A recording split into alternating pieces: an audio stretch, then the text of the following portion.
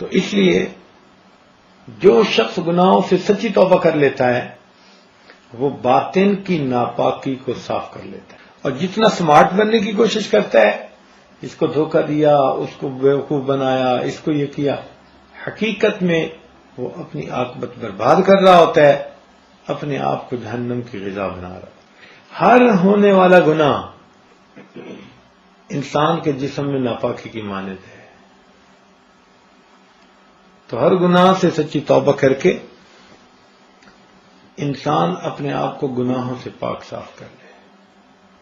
اب انسان فرشتہ تو نہیں بن سکتا، لیکن یہ تو ضرور ہے نا کہ اللہ تعالیٰ کے حضور بیٹھ کر سچی توبہ کرے اور آئندہ گناہوں سے بچنے کی کوشش کرے۔ اگر بالفرض سرزد ہو جائے تو پھر دوبارہ پھر توبہ کر لے۔ اب یہ معاملہ ہمارے اوپر منحصر ہے کہ ہم اپنے آپ کو کیسے دنیا کے اندر رکھتے ہیں۔ اگر یہ گناہوں کا بیکٹیریا اندر رہا تو یہ لاش قبر میں جاتے جاتے گل جائے گی، کیڑے اسے کھائیں گے۔ اسی لیے حدیث پاک میں آتا ہے کہ جہنم میں جہنمی کو جب پھینکا جائے گا نا تو جو زانی ہوگا اس کے جسم سے ایسی بدبودار ہوا نکلے گی کہ جہنمی اس بندے کی اس بدبودار ہوا سے تنگ ہوں گے اور اس کو بری نظر سے دیکھیں گے۔ تو دیکھو گناہوں کی بدبو یہ دنیا میں بھی اور جا کے آخرت میں بھی محسوس ہوگی۔ تو حکم خدا ہے، جب ٹوٹتا ہے تو انسان کو اپنا اثر دکھا دیتا ہے۔ ہمیں چاہیے کہ ہم گناہوں سے سچی توبہ کر کے اپنے آپ کو اللہ تعالیٰ کے فرما بردار بندوں میں شامل کروا لیں۔ دل سے اس بات کا عہد کریں کہ اے مولا ہم آج کے بعد اپنے علم اور ارادے سے گناہ نہیں کریں گے۔ جو شخص علم اور ارادے سے گناہ کرنا چھوڑ دیتا ہے پھر اللہ رب العزت اس بندے کی دعاؤں کو رد کرنا چھوڑ دیتا ہے۔ یہ خوشبو ہوتی ہے جسم میں نیکی کی۔ چنانچہ کتنے واقعات ایسے ہیں۔ شاہ عبدالعزیز رحمۃ اللہ کے زمانے میں ایک طالب علم تھا، اس کے سامنے کسی عورت نے برے ارادے کا اظہار کیا۔ اس نوجوان نے اس عورت کے چنگل سے بچنے کے لیے اسے کہا کہ مجھے قضاء حاجت کی ضرورت ہے۔ وہ بیت الخلاء میں گیا اور اپنے جسم پر اسے نجاست مل لی۔ جب باہر نکلا تو جسم سے بدبو، اس عورت کو اتنی نفرت ہوئی اس نے اس کو وہاں اپنے گھر سے بھگا دیا۔ اس نے اپنا ایمان بچا لیا۔ اب اس کو فکر تھی کہ لوگ اس بدبو کو سونگیں گے تو مجھے کیا کہیں گے۔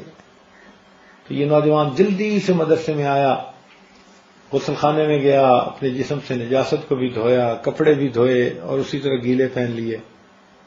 پھر یہ حدیث پاک کی کلاس میں آ کر بیٹھا تو شاہ عبدالعزیز رحمۃ اللہ علیہ درس سے حدیث لے رہے تھے۔ جیسے ہی آ کر بیٹھا تو انہوں نے فوراً پوچھا کہ آج اتنی تیز خوشبو لگا کر کون آیا ہے؟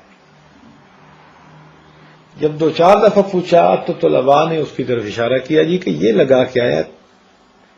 تو حضرت نے اس کو بلا کے پوچھا بھئی اتنی تیز خوشبو لگا کے کیوں آئے گی جماعت میں؟ تو تب اس نے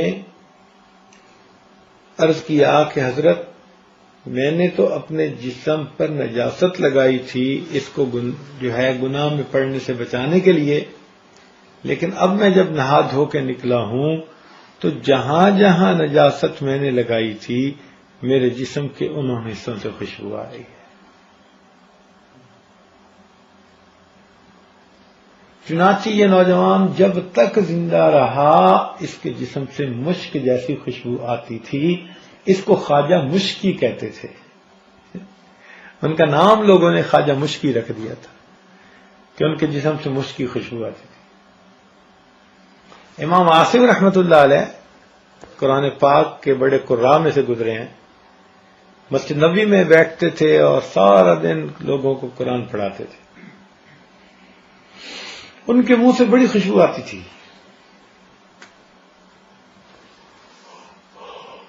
ایک مرتبہ کسی شاگرد نے پوچھا حضرت آپ منہ میں کیا رکھتے ہیں کہ جس کی وجہ سے اتنی خوشبو آتی ہے؟ تو انہوں نے فرمایا بھی میں تو کچھ نہیں منہ میں رکھتا، یعنی کوئی الائچی یا کوئی اور ایسی چیز خوشبودار میں تو نہیں رکھتا. اس نے کہا حضرت کہ لیکن خوشبو اتنی آتی ہے. تو اس پر امام عاصم رحمۃ اللہ علیہ نے فرمایا کہ دیکھو، ایک مرتبہ میں نے خواب میں نبی علیہ السلام کی زیارت کی تو نبی علیہ السلام تشریف لائے اور فرمانے لگے کہ عاصم تم سارا دن اس میری مسجد میں بیٹھ کے قرآن پاک کی خدمت کرتے ہو. یہ کہہ کر اللہ تعالی کے محبوب نے میرے ہونٹوں کو بوسہ دیا خواب میں، تو میری آنکھ کھلی. اس بوسے کی یہ برکت ہے کہ اب میرے منہ سے اس وقت سے خوشبو آ رہی ہے. چنانچہ امام عاصم رحمۃ اللہ علیہ جب تک زندہ رہے ان کے منہ سے خوشبو آتی. تو یہ بات ذہن میں رکھیے کہ ہم جو بھی گناہ کرتے ہیں ہم اپنے اندر فرمنٹیشن والے بیکٹیریے کو داخل کر لیتے ہیں.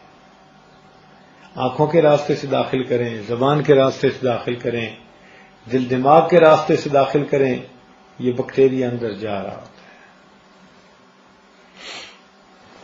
اس لیے گناہوں سے سچی توبہ کرنی چاہیے تاکہ اللہ تعالی ہمیں اس باطنی نجاست سے محفوظ فرما لے. تو پورے بیان کا خلاصہ یہ نکلا کہ ایک نجاست حکمی ہوتی ہے، ایک نجاست حقیقی ہوتی ہے. شریعت نے دونوں کو نجاست کہا.